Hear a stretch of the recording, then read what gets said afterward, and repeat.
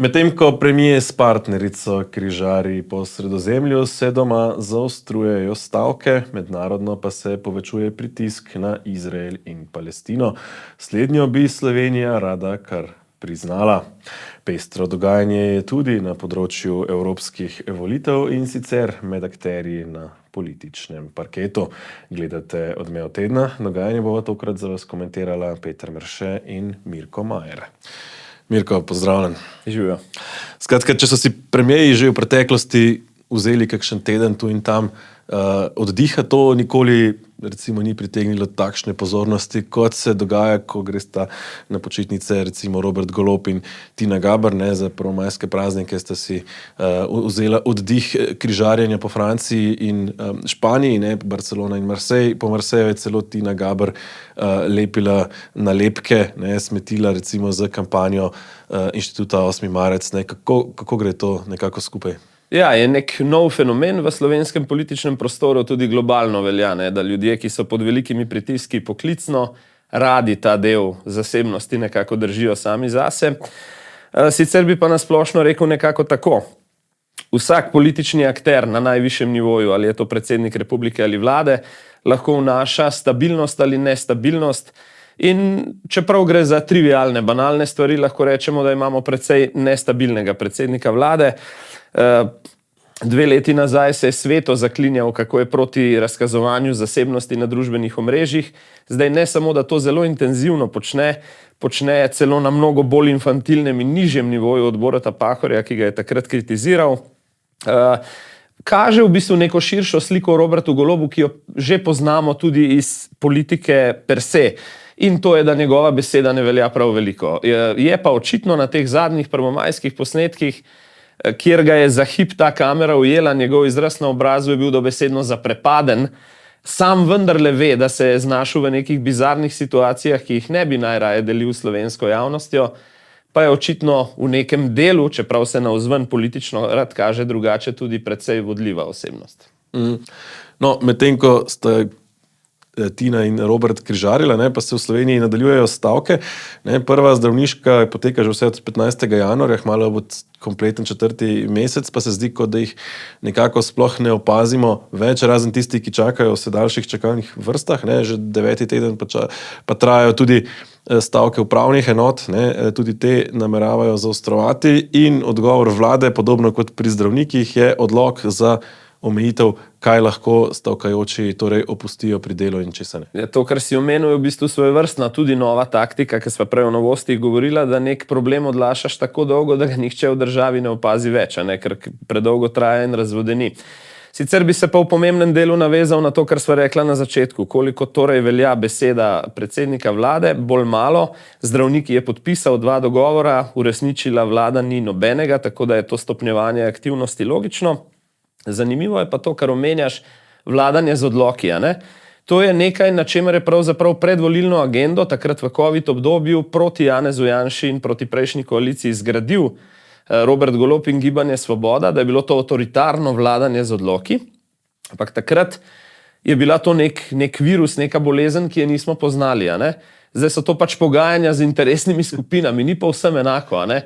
In vlada se je takoj poslužila enakega, torej recimo mu avtoritarnega vladanja z odloki. Absurd. In pohvalili so se na nedavnem njihovem tem festivalu pred 1 mesecem, kako je zdaj Slovenija tega osvobojena. Ne? Kako jim sploh lahko razumemo to v luči priprave recimo nekih reform, ki naj bi se pripravljale, ne, od pokojninske, katerih nekako osnove smo zdaj videli, ne, naj bi se pogajali o plačni reformi s preostalimi sindikati, ne, potem je tukaj še vedno neobstoječa zdravstvena reforma, ki naj bi še vedno bila prioriteta vlade, da ne govori o stanovanjih. Ne, kako sploh razumeti, bo rekel, v tej luči, kako sploh lahko kdo še resno se pogaja s to vlado? Ne? A veš, stvari z vodenjem te države bi bile v bistvu tragične, če ne bi bile deloma vendarle tudi humorne in zabavne. Ne? Zakaj? Ta vlada ni speljala nobenih reform v svoji prvi polovici mandata, nima za pokazati ničesar, nobenih strukturnih ukrepov. Zdaj se mi pa zdi, recimo, ne, pred že v bistvu aktivno kampanjo za evropske volitve, pa hitijo v javnosti komunicirati izhodišča pokojninske reforme, ki bojo definitivno razburila volilno telo, Potem sem zdaj opazil v zadnjih dneh tudi informacije o tem, da se razmišlja, kako zagotoviti finance za 3000 neprofitnih stanovanj, ne, in se razmišlja o nepremičninskem davku, ki je še ena zelo nepriljubljena in občutljiva točka slovenske politike. Torej, 2 leti ne delaš nič, potem pa v bistvu v zadnjih tednih pred kampanjo, kjer želiš, da bi ti šlo čim bolje, dražiš volilno telo z nekimi zametki nedorečenih reform. Še en absurd. No, in še ena točka, kjer pa dejansko recimo se nekaj premika, ne, to so običajno neke simbolne in hkrati nekoliko kontroverzne zadeve. Ne. Vlada je začela postopek priznanja Palestine. Ne. To sicer od nje zahteva recimo skupina ljudi, tako imenovanih intelektualcev, ki so se podpisali pod neko pismo, ne, in se s tem recimo Slovenija pridružuje španski pobudi, ki se je pridružila recimo tudi Irska, ne. Medtem ko z drugih strani prihajajo jasno opozorila, ne, takšna odločitev pomeni v tem trenutku, ne, pomeni podporo Hamasu. Ne. Kaj sporoča Slovenija s tem? Ja, meni osebno recimo enačenje neke teroristične skupine, kot je Hamas, z narodom, s palestinskim narodom, seveda ni všeč. Pa da še preden greva v kakšne podrobnosti, da se prav razumemo, absolutno vsako življenje na obeh straneh, predvsem civilno, ki je zdaj ugasnilo življenje preveč, ne? Kar se pa priznanja Palestine tiče, bi pa rekel tako, glede na to, da ima Hamas ta hip v rokah vzvode oblasti na palestinski strani, bi bilo priznanje morda res hitenje, spet bi bili radi v nečem med prvimi na svetu, čeprav nismo med zadnjimi. V ničemer. In res bi morda lahko dalo nek napačen signal, da je s to politiko izvršenih dejstev ali pa z nekim napadom možno v mednarodni skupnosti izsiliti določene stvari, ki jih za pogajalsko mizo ne gre. Ne. Ja, Dimitrij Rupel, ne, recimo je v tem studiu v oddaji Vroča tema, ne, opozoril, da pravzaprav niso izpolnjeni, ne, vsi pogoji. Po eni strani imamo težave s teritorijem, po drugi strani imamo pa predvsem težave z organizacijo. Ne. Torej, ti potrebuješ neko kredibilno oblast. Ne. Sam je recimo primerjal to s Slovenijo, ne, ko se je prizadevala za priznanje. Ne. Takrat smo imeli mi legitimno vlado, izvoljeno vlado, ki ni nikogar ogrožala. Ne. Zdaj imamo pravzaprav tukaj, vsaj v delu tega palestinskega ozemlja, ne, teroristično organizacijo na oblasti. S tem tehničnim pogledom se absolutno lahko strinjam. Spomnimo se izkušnje Afganistana pa njihovih skrajnih skupin. Ko so tam prevzele oblast, je država, ki je bila že tako konfuzna, zdrsnila v popolni kaos. In mislim, da bi se seveda tukaj zgodilo podobno. Res, verjetno Palestina strukturno ni pripravljena na priznanje in na neko pot neodvisnosti ta hip. No, zdaj, študentje, ne, na nekaterih univerzah po svetu, pa tudi že pri nas, ne, pa protestirajo recimo izrazito v podporo Palestini, ne. FDV recimo so zavzeli, vsaj del, recimo eno predavalnico so zavzeli neka skupina študentov, ki so potem vzklikali ta Hamasova gesla, ne, od reke do morja. Ne. Vodstvo fakultete pa jih je pri tem celo podprlo oziroma izrazilo ponos, ne, da študentje to počnejo. Malo mi gre na smeh. Zakaj mi gre na smeh? Zdi se mi, da in medijska krajina, pa tudi en del politike v Sloveniji vendarle take stvari, ki smo jim priča te dni povsod po svetu, jemlje malo preresno. Spet, da utemeljim, to so ljudje, ki so že tako ali tako v svojem uporniškem delu življenja, najstništvo pa potem študentska leta, in se veste, kako pravijo, ne, da če nisi kot mlad človek malo liberalen, nimaš srca. Je pa tudi res, da če nisi kasneje, ko se staraš v svojih odzivih na dogodke malo bolj konzervativen, pa pravijo, da nimaš možganov, in pustimo jim, pač naj živijo neko svojo fazo. Rekel pa bi, da pozivi k temu, da naj univerza v Ljubljani, ki je apolitična, ki mora biti po definiciji apolitična, prekine neke stike s kolegi v Izraelu, precej infantilna. Ampak kot pravim, gre za mlade ljudi, ki morajo izživeti neko svoje obdobje in naj to storijo. Ja, zdaj, profesori, ne, in dekani niso ravno več med mladimi, ampak pustiva, ne, evropske volitve se bližajo, danes se izteka rok za oddajo evropskih list, tako da danes morda še doživimo kakšno presenečenje tam nekje do polnoči, ne, ampak eno izmed presenečenj pa je že pravzaprav prišlo te dni, ne, s smrtjo Mance Košir, ne, ki je bila tudi kandidatka na listi, torej stranke Vesna. Ne, Vesna je pravzaprav med prvimi vložila to svojo listo, volilna komisija jo je potrdila, sedaj pa imajo težavo, kajti s smrtjo ene izmed kandidatk pravzaprav lista ni več polna in hkrati niso več izpolnjene ženske kvote. Ne? To je zdaj tak zanimiva situacija, ki se je pojavila. Ne? Ja, sam kar malo obžalujem in se mi zdi tudi deloma nepietetno, da se moramo zaradi nekaj strukturnih težav v tej državi par dni pogovarjati o tem, kako zdaj rešiti zaplet po tragičnem dogodku. Mislim, da kaže na več problemov, ki jih imamo z demokracijo, z nekimi osnovami v Sloveniji. Po eni strani prenormiranost, nek kandidat pač premine, ki je bil na potrjeni listi in se vsi vprašajo in grejo takoj gledati, koliko pravil za to stvar obstaja. Namesto, da bi pristopili zdravorazumsko in ko sva pri zdravem razumu, pričakoval bi, da je Državna volilna komisija, ki vodi te postopke od osamosvojitve naprej, tisti svetovalni organ, ki v bistvu listi in timu na listi pomaga rešiti ta zaplet, ne pa da si pravzaprav zdaj ta problem podajajo že teden dni. Pričakovali bi recimo po zdravi pameti, da bi pač listi dali nekaj časa, da jo dopolnijo. Tako, ali da jo dopolnijo žensko kandidatko, ker zdaj, kolikor vem, je problem v ženski kvoti nastal na listi, ali pa da jih pozovejo k temu, naj še enega moškega kandidata odstranijo z liste, karkoli pač. Ali pa tudi, da listo pustijo takšno, kot je. Glede na to, da je vendarle že bila potrjena. Zdaj, če smo že pri zelenih, enih in drugih, ta druga zelena stranka, Zeleni Slovenije, je pravzaprav te dni tudi nekoliko presenetila z najavo, tik pred zdajci, so napovedali, da bodo združili moči z, bom rekel, tistimi, ki jih je Golob vrgel čez ramo. Pravijo lista razžaljenih in ponižanih. Torej, nosilec liste bo trenutni poslanec Klemen Grošelj, poleg njega pa boste na listi še dva nekdanja člana Svobode, torej nesojeni nosilec liste Gibanje Svoboda, Aleksandar Merlo, in pa nekdanja poslanka proti iste stranke, Mojca Šetinc Pašek, celo nekdanja vodja kabineta Roberta Goloba bo v štabu torej tej listi pomagala, hkrati bo še nekaj zelenih kandidatov.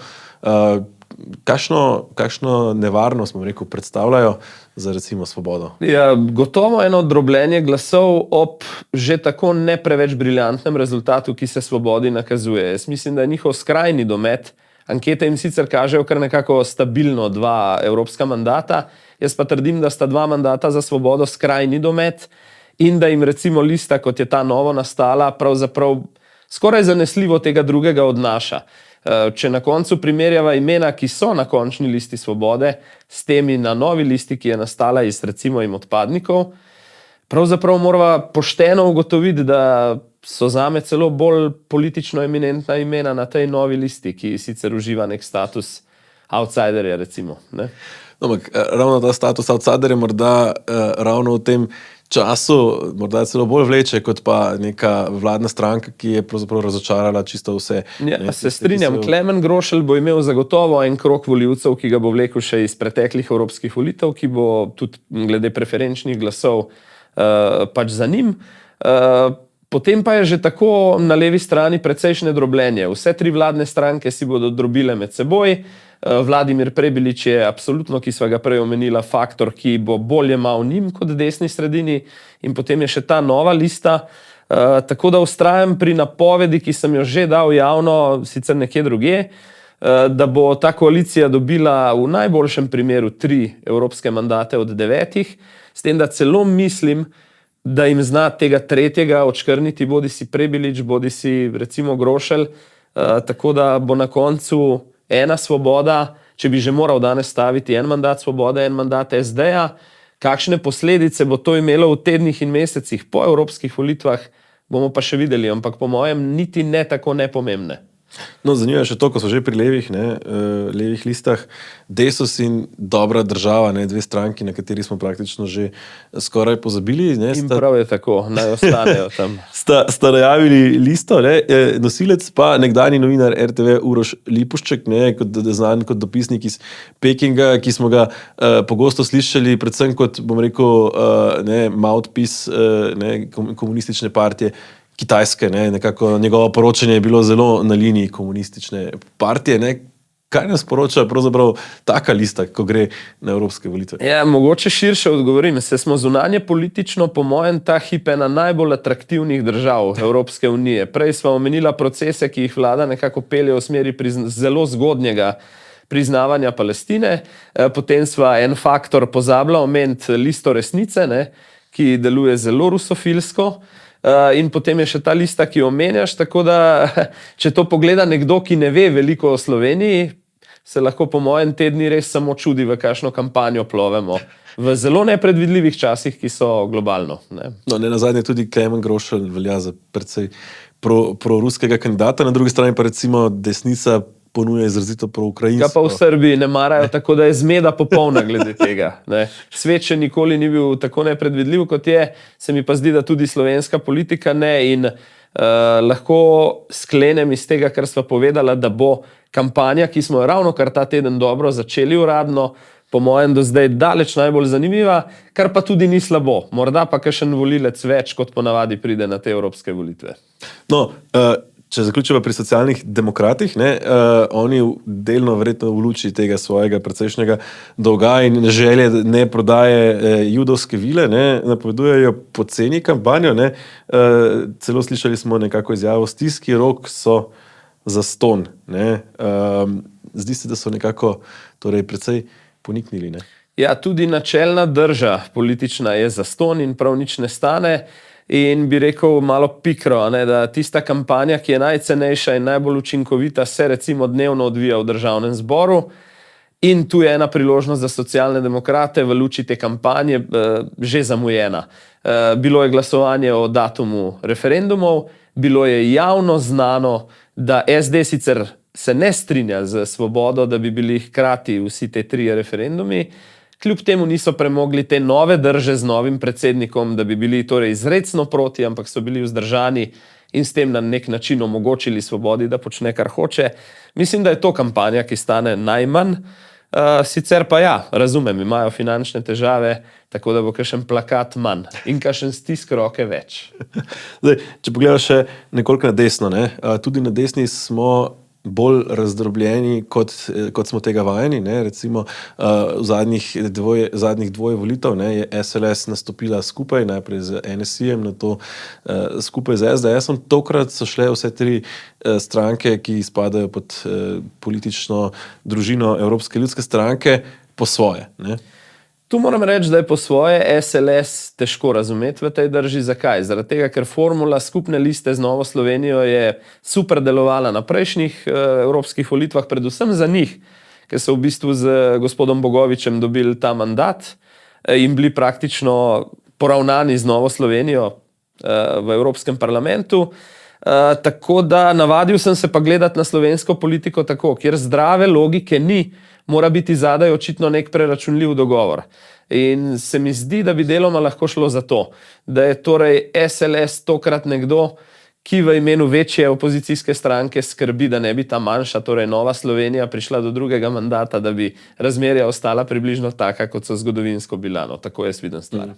No, zanimivo pa, recimo nosilec liste Peter Gregorčič, ne, te dni ustavnega sodnika Roka Čeferina prijavil KPK, ne, gre za to zgodbo z RTV Slovenija, ne, ki pravzaprav na ustavnem sodišču poteka v dveh primerih. Ne, najprej tisti, ki so ga vložili takrat še vodilni na RTV Slovenija, ne, zdaj še primer Državnega sveta, kjer je pa Rok Čeferin kot poročevalec, čeprav je iz tistega drugega izločen, zato ker je v spisu torej njihovo mnenje, ne, mnenje pisarne Čeferin. Ja, z veliko hitrostjo degradira ugled ustavnega sodišča v javnosti. Logično je, RTV zgodba je zgodba Petra Gregorčiča, potem ga širša javnost pozna in je logično, da tudi v času kampanje bo aktiven na tem področju. Sicer pa se mi zdi, da ima ustavno sodišče velike probleme. Sodniki med seboj, videli smo, kakšna je bila reakcija drugih sodnikov, nekaterih do Klemna Jakliča. Če že omenjava gospoda Čeferina, je problem še večji, ki ga jaz vidim, da je solastnik ene zelo uspešne odvetniške pisarne, s čimer samo po sebi ni nič narobe, ampak potem dajmo pozvati k odstopu vse takšne. Tako da mislim, da res smo ustavno sodišče uspešno v nekaj letih degradirali na nivo recimo enega od domov slovenskega parlamenta. Skoraj se mi zdi, kot da so podaljšek nekega glasovalnega stroja, zgodovinsko gledano prej levo-sredinskega kot desno. Ja, se je nekako 6-3, ne? Tako je. Sodniki, ne? Tako da je to ena žalostna stvar, ki jo bo po mojem zelo dolgo trajalo, da se jo popravi in dvigne na nek evropski nivo. Zdaj, referendum, ne, opozicija je skušala referendume, ki bodo skupaj z evropskimi volitvami premakniti, ne, Ustavno sodišče je to zdaj dokončno tudi zavrglo, torej jasno je, 3 referendumi bodo skupaj z evropskimi volitvami. Komu bodo dejansko recimo koristili? SD je že nekako preračunavala, da njim najverjetneje ne lahko Svoboda izkoristiti te referendume ali pravzaprav jih lahko celo so ji celo medvedja usluga. Do neke mere moram čisto politikansko, če skušam skozi njihovo prizmo razmišljati, priznati, da neka logika je za tem, da teme kot se eutanazija ali pa legalizacija, vsaj delna marihuane, so teme, ki njihove volivce zanimajo in jih bojo pripeljale na volitve.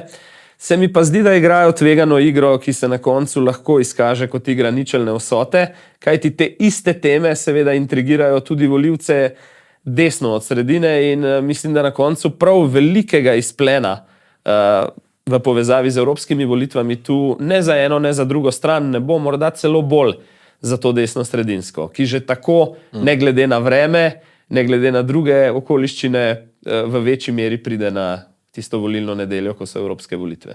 Ne. Zdaj, same vprašanja tudi niso predvsej tipično levo-desna. Zdaj, marihuana še posebej se mi zdi ni tako tipično, recimo, da bi levičarji avtomatsko bili za, desničarji avtomatsko proti, kot morda kdo. Neuradno sem videl tudi kakšno interno anketo, ki jo je kdo naročil čisto za svoje potrebe in se je pokazalo desno od sredine, naprimer glede eutanazije tudi, da je 50-50 tam zelo blizu priznanje ali pa nasprotovanje.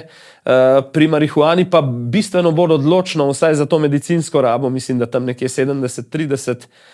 Tako da imaš prav, ja. Ni tako predvidljivo, kaj se bo zgodilo. Ja. Celo znotraj recimo SDS-a se zdi, da so neke te tenzije kar opazne. Ne? Ja, tudi neko širše vrenje se mi zdi.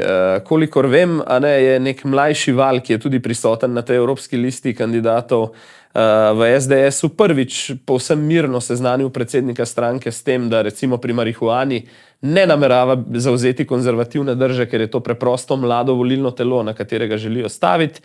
Po drugi strani ima nek odprt, nerešen odnos z Anžetom Logarjem že dlje časa in se mi zdi, da oba ne vesta točno, kako ga bosta razrešila.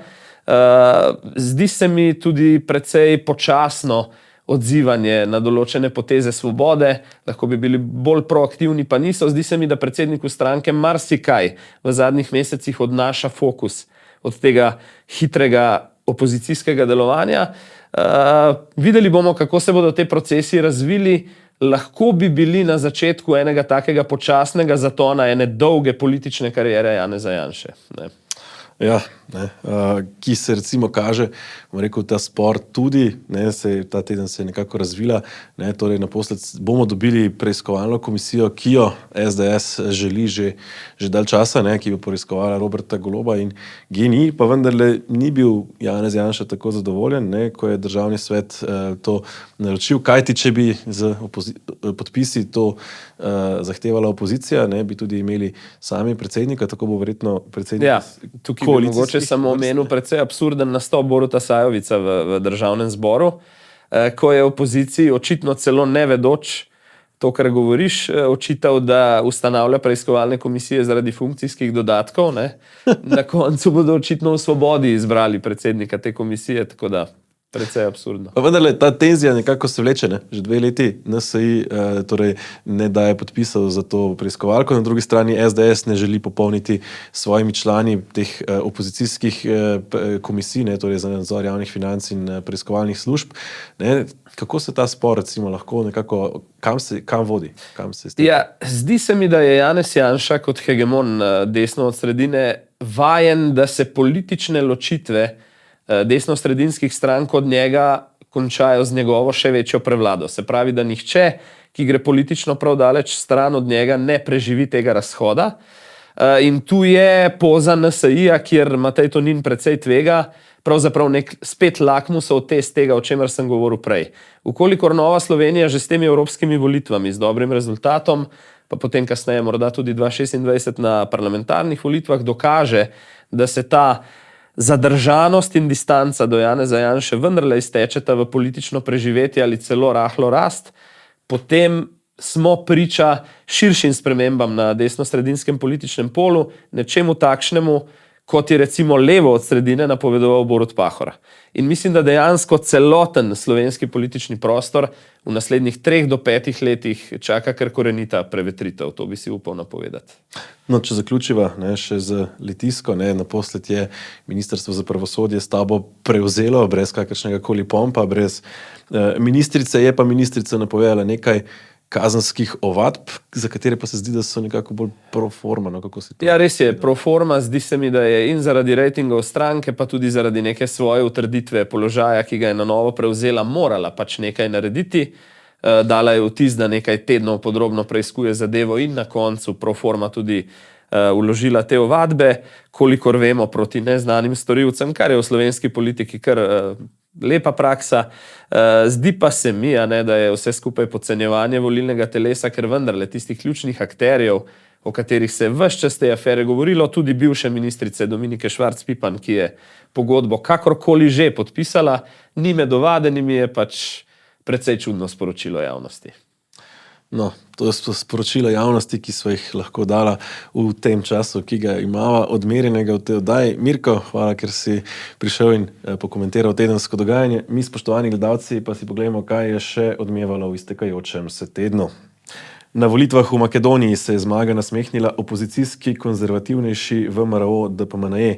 Njihova predsedniška kandidatka Gordana Siljanovska-Davkova je prejela skoraj 2/3 glasov volivcev, stranka pa je osvojila tudi skoraj polovico sedežev v parlamentu. Italija podaljšuje nadzor na meji s Slovenijo in prosi Evropsko unijo za začasni suspens šengenskega sporazuma na tej meji. Italija se boji, da bi prek Slovenije zaradi nenadzorovanja meje na balkanski poti vanjo vstopili teroristi. Združene arabske emirate je ponovno zajelo neurje z dežjem. Tokratne padavine sledijo poplavam izpred 2 tednov, ko je dež poplavil ulice Dubaja. Tamkajšnje oblasti in prebivalci so bili sicer tokrat bolje pripravljeni na padavine. V enem dnevu je padla več kot celoletna količina dežja. Tako, spoštovani gledalci, hvala, ker ste bili z nami. Čez teden še naprej spremljajte portal domovina.je in tednik Domovina, kjer lahko sproti prebirate zanimivo o aktualnem dogajanju in sveže novice. Z aktualnim pregledom tedenskega dogajanja pa se znova vrnemo prihodnji teden v odmevu tedna. Do takrat pa lep pozdrav in nasvidenje.